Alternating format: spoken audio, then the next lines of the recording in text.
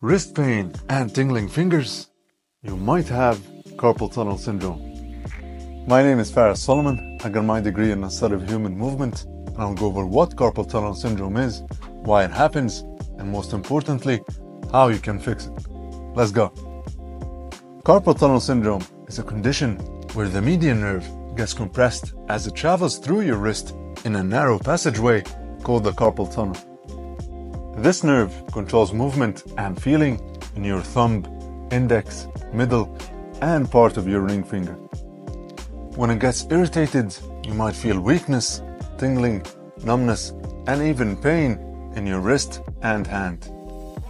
And over time, the pressure can build up and start affecting your wrist function. Carpal tunnel syndrome usually happens from repetitive hand or wrist movement, like typing, using a mouse, or even working with tools, placing repetitive strain on the tendons, and over time, this can lead to irritation and swelling of the tendons that go through the carpal tunnel, affecting wrist movement. Poor wrist positioning, because holding your wrist in an extreme forwards or backwards position for too long can compress the median nerve, leading to carpal tunnel symptoms. Gripping and pinching activities, like using a screwdriver, gripping weights, or even gaming, because without enough time to recover, these activities can build up strain on the muscles and tendons of the forearm. Trauma or wrist injury, because they can alter the shape of the carpal tunnel or create inflammation that adds pressure on the nerves. The good news, most cases of carpal tunnel syndrome can be treated with the right rehab program. Let's get started. The first exercise is a median nerve stretch. Extend your affected arm out in front of you, palm facing up, then use your other hand to wrap around and grab your thumb, gently pulling it back until you feel a stretch along the front of your wrist and forearm, then hold that position for 20 seconds. That's one rep. Repeat it 3 times.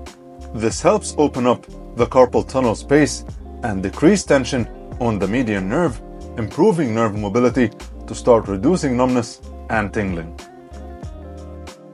The second exercise is a wrist flexion and extension stretch. For wrist flexors, extend your arm forward, palm facing down, and use your other hand to gently pull your fingers back until you feel a comfortable stretch. Then hold that position for 20 seconds. Now for wrist extensors, do the opposite motion by pushing your fingers down, bending your wrist, then holding that position for another 20 seconds. That's one rep. Go for 3 reps each. These stretches improve flexibility in the forearm muscles to reduce unnecessary strain on the tendons that pass through the carpal tunnel, lowering pressure. The third exercise is wrist circles. Hold your arm out with the elbow bent at 90 degrees. Slowly rotate your wrist in circles, first clockwise for 10 circles, then counterclockwise for another 10 circles. That's one set. Go for 3 sets. This gentle movement helps increase joint mobility to prevent stiffness in the wrist and forearm. The fourth exercise is IP and MCP Tendon Glides. Sit or stand with your arm bent and fingers pointing up. Now start with the IP tendons by slowly bending your fingers while keeping the knuckles straight. Bend the fingers as far as you can without causing pain, then return to the starting position. Repeat this motion for 2 sets of 10 reps. As for the MCP tendons, the same motion will be done, but now the knuckles will also be bent. Repeat this for another 2 sets of 10 reps. These tendon glides help reduce adhesions and friction in the tendons that travel through the carpal tunnel, allowing for smoother movement and less pressure.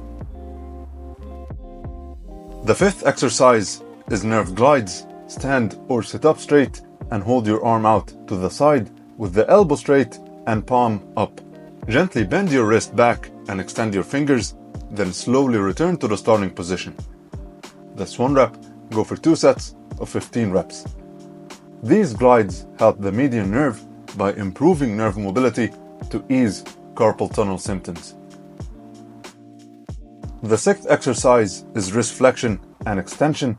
Hold a light dumbbell and rest your forearm on a table or a stable surface with your wrist hanging off the edge and palm facing up. Slowly flex your wrist upward, hold for 1 to 3 seconds, then lower with control. That's 1 rep, repeated for 2 sets of 15 reps. Now for extension, flip your arm over to have the palm facing down, allow your wrist to drop, then slowly extend it back and hold at the top for 1 to 3 seconds, then relax. Go for another 2 sets of 15 reps. This starts adding strength to the forearm muscles, which support the wrist to help reduce overloading of the tendons.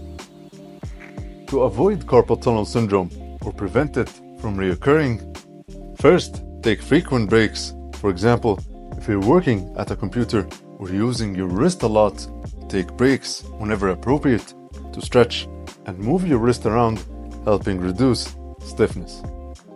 Second, wrist placement. Whether you're typing or working, try to keep your wrist in a straight, neutral position without prolonged bending forwards or backwards, which can place unnecessary strain on your wrist. Third, strengthen and stretch your forearm muscles with wrist exercises a few times a week to maintain strength and flexibility in the forearm muscles and tendons, reducing the risk of compression. Fourth, avoid prolonged, forceful gripping by not gripping an object too tightly, especially if it's not necessary, to avoid awkward wrist angles. Carpal tunnel syndrome is common, but it doesn't have to be permanent. By understanding the root cause and following the right exercises, you can regain relief and control. So as always, stay active and mindful.